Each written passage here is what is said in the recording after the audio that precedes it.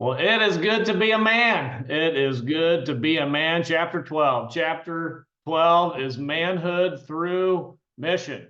You got to have a mission. So I got to have a job if you want to be with me. Because if you, as a patriarch, would ever expect a woman to submit to you, meaning that she is a sub to your mission, then you got to have a mission. You got to have a mission. Got to be careful. You got to have a job. You got to have some money. Pastor Michael Foster, he goes through in chapter 12 talking about how Christ equips us to man up when you focus on his mission. And the neat thing about Christ's mission is the method that he uses is to give us our own mission. A mission is your best effort as wisely integrating your interests, skills, and circumstances into a personal vision for exercising dominion over what God has given to you. Now, that is a cool statement that they came up with in the book, that God has equipped each man with special interests, talents, skills, and placed him at a certain time in history to use those things that God has given. And so it is our mission then to develop those and draw those out of ourselves as best as we can. And hopefully you have good mentors and good coaches and good, whatever to draw that out, to help you draw that out of yourself as a man. He says to start finding your mission, evaluate your interests against the opportunities that such a calling offers. To provide for yourself, your loved ones, your neighbors, glorify God. That's what you got to be looking for. If your passion is, I don't know, if you think your passion is flipping hamburgers or something at McDonald's, that might be fine. Maybe that should be more of a hobby or something you do, because you're not going to really be able to provide very well if that is your passion. And you know what I'm talking about. Some things that we're passionate about, they just don't pay anything. And so you have to pick something that you're skilled at, that maybe it's not the awesomest thing ever, but you've got skill in it and it pays well, so you can provide for yourself and your loved ones. He says you need to write out your ambitious spiritual, physical, economic, vocational, and relational goals. So get some goals and set some goals. He says, but don't get hung up on perfection. The important thing is to have something to work towards. Now, this is a good point in the book. This is one I wrote down in my notes when we were going through the chapter in my men's Bible study. He talks about how a normal mission that it meant, like a good mission, a solid mission, it can be vocational, it can be both spiritual, but it's not something epic. Like a lot of guys believe that if they're going to have a mission for their life, it has to be something that's just epic, like an epic mission that will put you on the pages of history for another 1,000 years or something or whatever. And I think Pastor Michael Foster does a good job of saying, like, it doesn't have to be something epic to be a good life mission. It can be something as normal as I love to make awesome, good quality furniture for, people or whatever. And you have a furniture business where you do that, you work wood or whatever to do that. I don't know, whatever it is, it doesn't have to be something epic. Like I'm going to put space shuttles on the moon and be the next Elon Musk or what, something like that. Like, he says, while your mission should be fairly specific, it doesn't require you to have each step mapped out for the next X amount of years. A mission is not a map.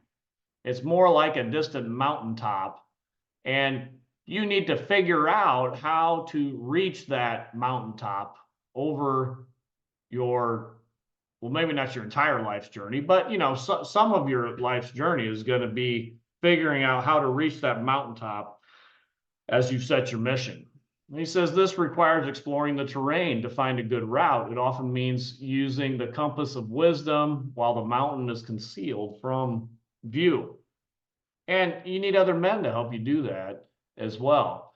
He says the important thing is to have something to work towards and then to simply start working towards it. Stop. At some point, you have to stop planning and start working towards whatever that mission is. He says, pick something, pick anything, just one thing that will move you one step towards your goals, and then just do it. And then repeat this process for the rest of your life. It's simple. Hey, that is simple. And that's good advice. He also talks about being content with your lot in life. Like maybe you've already been to school and you kind of have you went to college, you went to trade school or whatever, and you already have your vocation. Well, I mean, at some point, you're not going to probably restart and go to, medical school to be a doctor or something. So you have to be content with kind of the path that you're on, but still integrate that somehow into a achievable mission, something that's worth doing.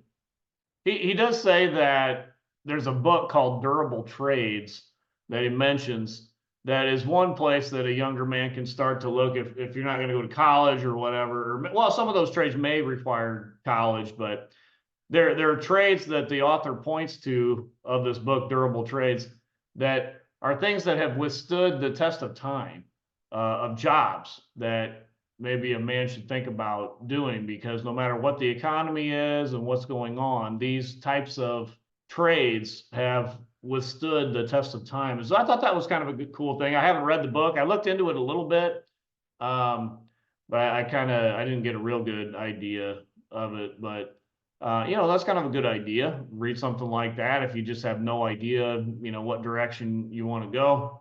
And he talks about this mission. He says some questions to ask. What will your name stand for at the end of your life? Boy, that's a good question to ask. Like, wow, there's patriarchy for you. He says, what will it mean to come from or be a part of your household for your children and your grandchildren? What will that mean? That's a great question. Because how can you move toward this goal in some increment of time? Where do you want to be in 1, 3, 5, or 7 years? So he's even, maybe putting a time constraint on setting those goals. But he's talking about, I like those questions in the chapter. He's talking about becoming a patriarch. You got to get a woman, take dominion, be fruitful, multiply.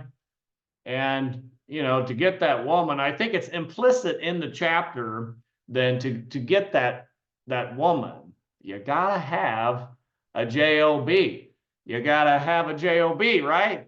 There's an old song in the 80s, something about you got to have a job if you want to be with me, right? The women all know this stuff. There's a comedian that talked about that. Got to be careful. You got to have a job in the 80s. You got to have some money. Listen to Madonna. I'm a material girl in a material world. You got the money. Song out now, folks got to have a job if you want to be with me. And the lyrics ain't nothing going on but the rent. Like if you went up and said, hey, babe, what's going on? The rent. Do you have a job? Got to have some money. It says no romance without finance. And women love them songs. They go, Janet Jackson got a hit record. What have you done for me lately? That's what they be thinking. What have you done for me lately? The record start off like that. I know he you, but what has he done for you lately? Baby, I love you. What have you done for me lately? You're the only thing on my mind. What have you done for me lately? There's no romance without finance. We heard it. Heard it straight from the horse's mouth. And it's good to be a man. It is good to be a man. And we know this, this is the game. This is the story. We know the game. We know the story. You got to have a job if you want to be with me. And what we also know is that Christ is winning. He is building his church, and the gates of hell will not prevail against it. Until next time, this is the Post Millennial Man.